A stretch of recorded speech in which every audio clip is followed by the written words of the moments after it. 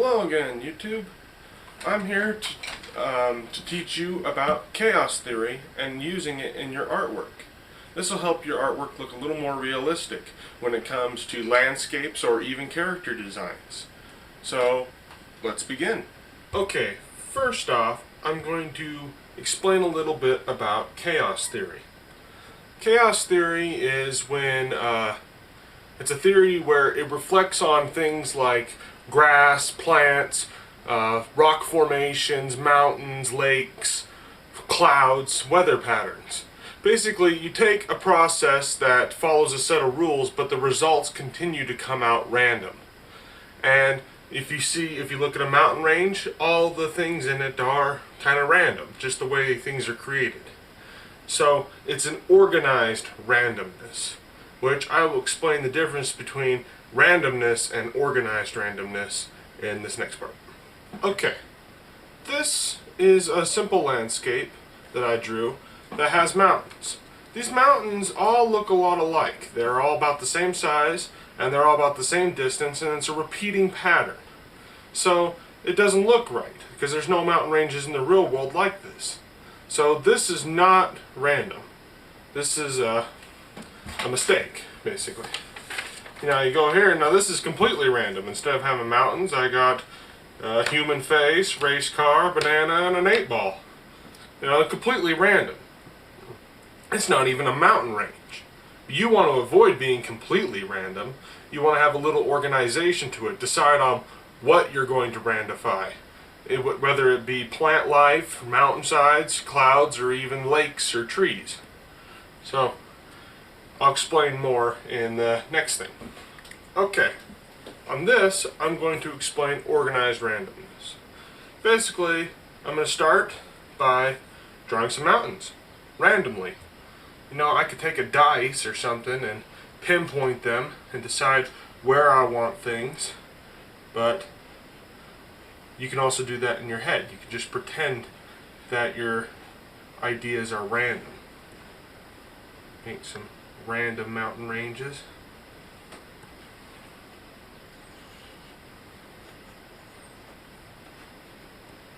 And there you go, you have some mountain ranges.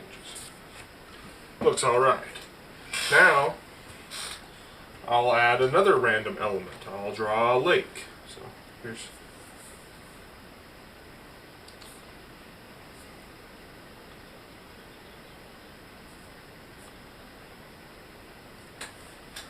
This is my lake right here. Pretty simple. Just a lake. Don't have to make it too advanced. Now I'll start with, here's a sun. Little sunshine. And then I'll draw some clouds. I draw kind of wavy clouds, but they're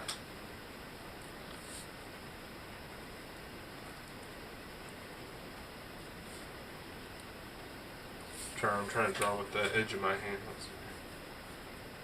I'm not drawing very advanced.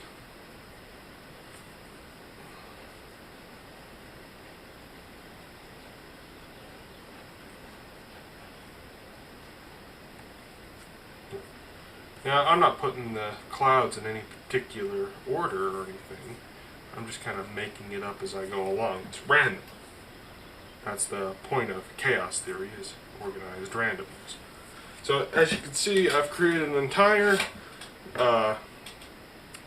landscape just off the top of my head. It's nothing advanced. I use this many times when I do my artwork. Now if you're going to draw something realistic, you might want to look at it and figure out, the contours of the mountains or the way a cloud kind of looks.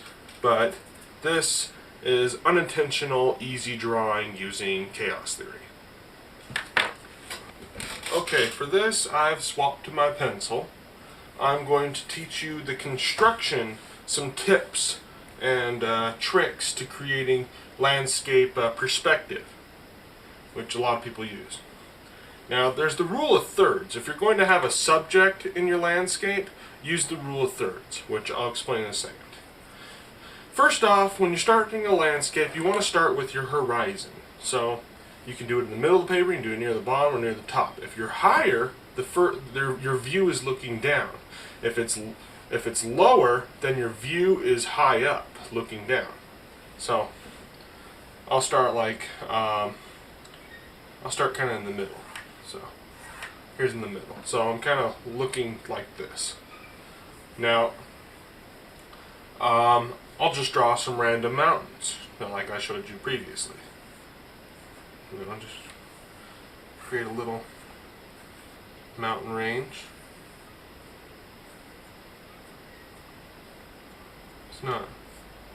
I'm not intending it to make it look amazing or anything. Okay, now here's some mountains. Now I want you to pick a line along your horizon. Just pick a point. Usually the middle works the best. Is your focal point. Now you can have two focal points too, and cross them to make more three-dimensional looking objects, but that really works good for like close-up objects. Now I'm just going to make a road here. I'll connect it to my focal point. Now, just a simple little road. Now, I can draw buildings and stuff. Like I said, I wanted to draw a city or something. If you draw a city, or you draw any object, make sure that the depth lines are always in line with the perspective focal point. So I made some buildings here. Let's see here. I'll take my ruler, lean the ruler. Make sure all these lines that are being crossed over are in line with the focal point.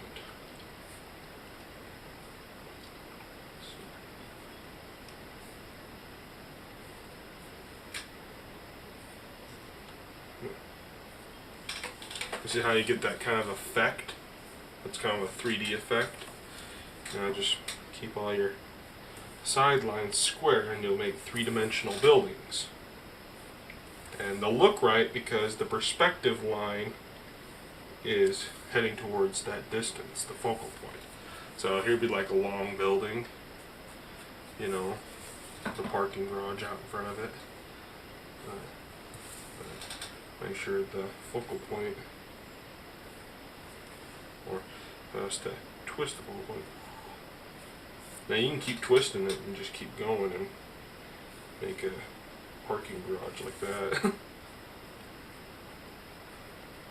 It's a ugly Walmart. Anyway, so you got that. Now I'm going to teach you this other rule, which is the half-half rule.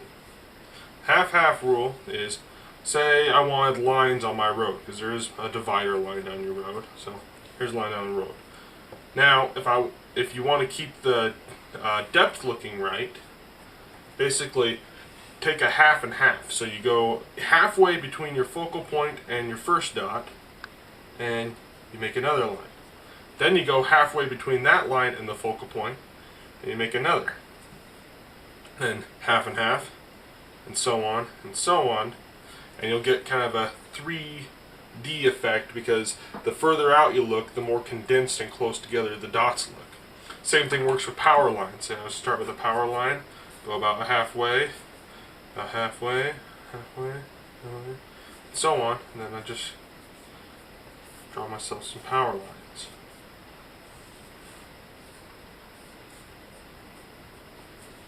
See? See how that works?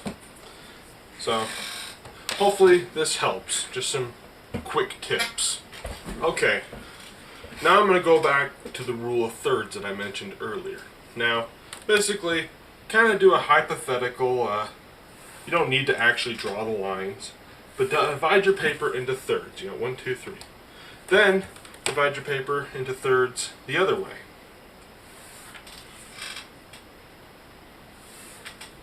This is the rule of thirds. It's used in photography to create depth and perspective and focus on particular objects. Basically, if you put an object in the middle of the paper, it's not going to look that interesting because you're looking right at it, you know, everything around it's just kind of encompassing that one object. If you put it on the edge of the paper, it's out of view. It's really not in the middle of the picture. You don't care about it because it's on the sides. Well, if you put it on any of these 4 points, which these little these are little focus points. Basically, if you put your object here, you're focusing the landscape out this way, here, that way, vice versa. So, say I wanted to put something in here that, I'll put it here in the foreground. So, I'm going to pick this dot here. Start with a ring. I'm going to make a windmill.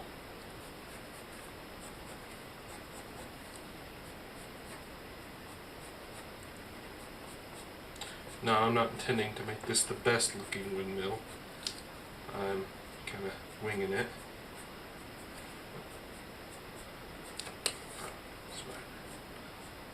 Okay, and make it look like it's spinning. Now, add the fan on it. Here's the wing.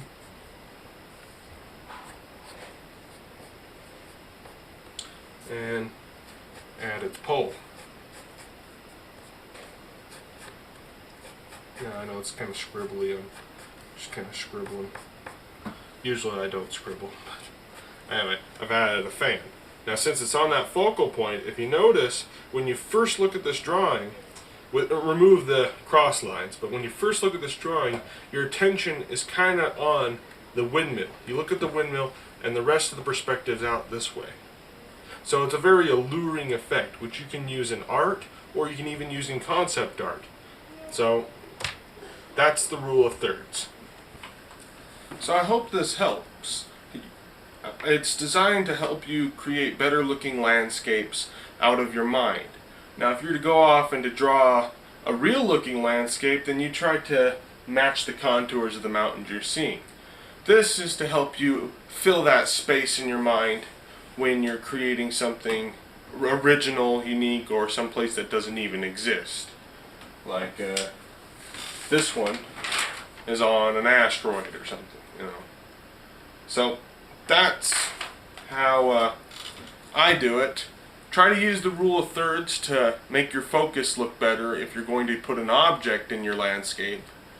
Other than that, I hope you enjoyed the video. Thanks.